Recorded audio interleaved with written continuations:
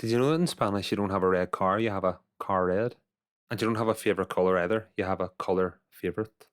It might sound backwards to English speakers, but in the Spanish language this makes perfect sense. That's right, in Spanish the general rule is that adjectives follow the noun. Un libro interesante, una casa grande, un perro amable, una flor hermosa, un viaje largo.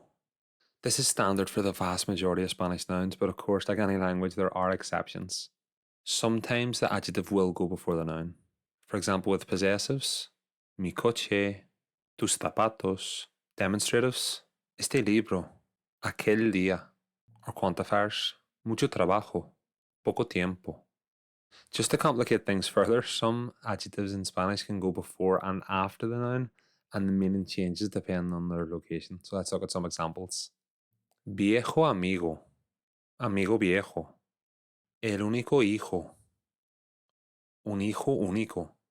El pobre hombre, el hombre pobre. If this video was useful, please like, share, and subscribe.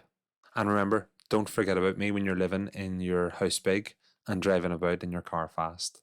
Gracias. Adios.